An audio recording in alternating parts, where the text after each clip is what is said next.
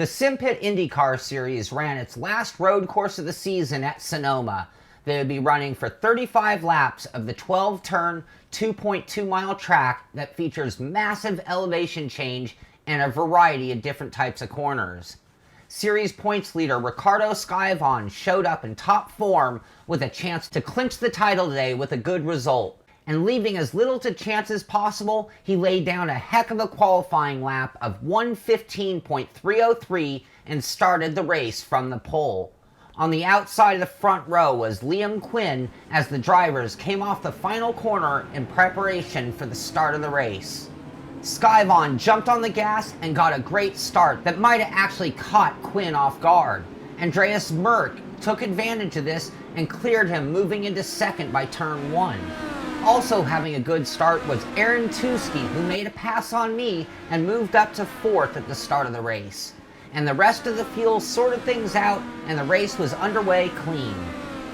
Coming off the hairpin at the top of the track, Dario Rikov got a little bit loose, but he gathered it up and kept it going. Jason Hyatt carried some speed off the corner and went to go by the slowed up Rikov, but their cars touched and this violently sent Hyatt into the wall. By the end of the first lap, Ricardo Skyvon had a solid lead over Merck running in second and dealing with Quinn right on his tail. On the second lap, Niall McBride made a great pass on Kevin Chalk under braking going up the backstretch hill. He took him to the inside and into 13th position after starting back in 17th. On the final corner of lap 2, Aaron Tuski cut the final corner and picked up a penalty. While he was slowed up, I was able to cruise past him and take back 4th place. Then on lap 3, and again under braking, Niall McBride took Dario Rikov to the inside and up into 11th place and 6 positions in only 3 laps. After 5 laps, Skyvon's lead had continued to grow and we were already starting to see lapped cars come into play. Merck was still hanging on to second just ahead of Quinn. And behind them was me leading over Tuski and Jan Hoffman, who got a little loose going over the hump of turn 3.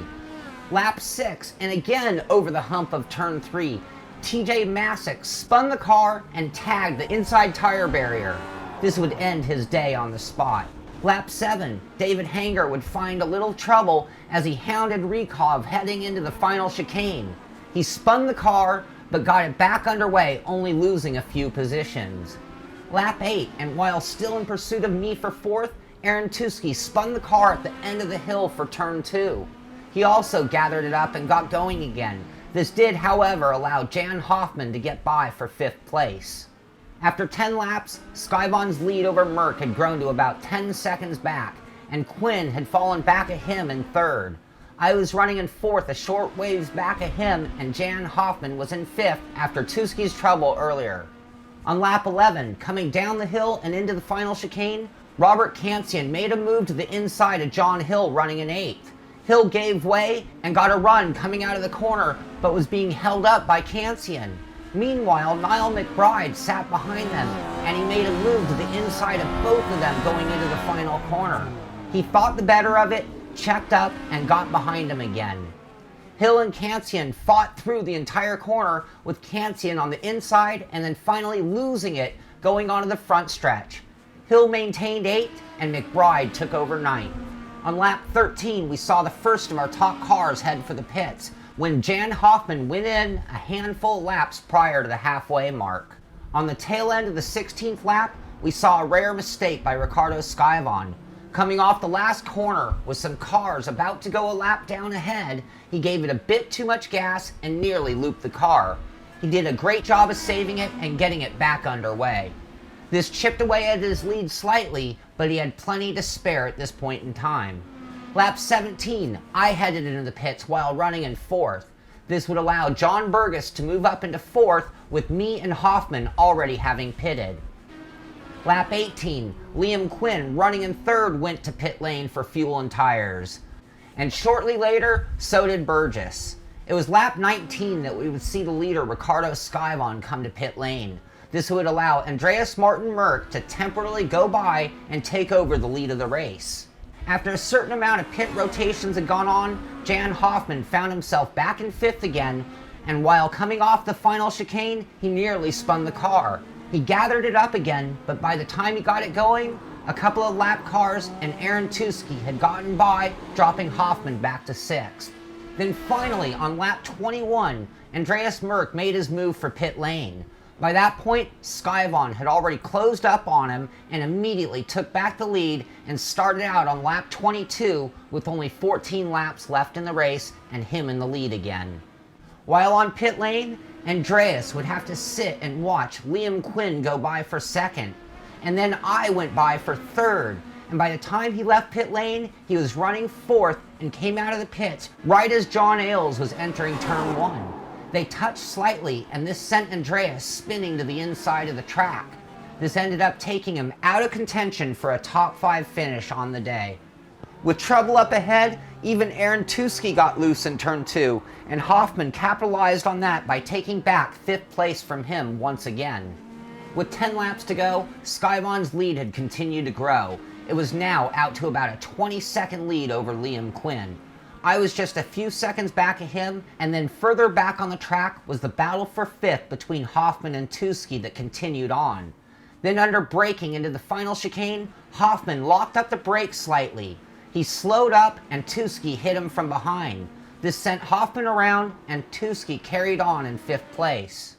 And then, only a matter of a few corners later, Tuski nearly spun the car going through turn 2. Hoffman got by again for 4th place, and Tuski was now underway. But 2 corners later, he spun it again, and this time collected Marco Caputo. John Burgess also got by on that spin and took over the 5th spot. This basically removed any hopes for a good finish for Tuski. By lap 28, the top 4 had really started to stretch out quite a bit, but the battle for 5th through 8th had intensified. You had Burgess in 5th, and then about 10 car lengths back of him was Hill in 6th, who had been fighting off Niall McBride for many laps, but was still right on his tail. And heavily in pursuit of them, and just a few car lengths back, was Andreas Merck running in 8th. Then going into the final corner, McBride made a very bold move to the inside, and he couldn't get the braking done. He touched Kevin Chalk just a little bit and spun around. John Hill did a great job of checking up, letting him go by, and then continuing on in 6th place. Merck now in 7th, and McBride recovered to maintain 8th. With 5 to go, Skyvon was well in control, and his lead was growing with each lap. At this point, he had lapped all but 8 cars on the grid, and it looked like there would be no stopping him at all.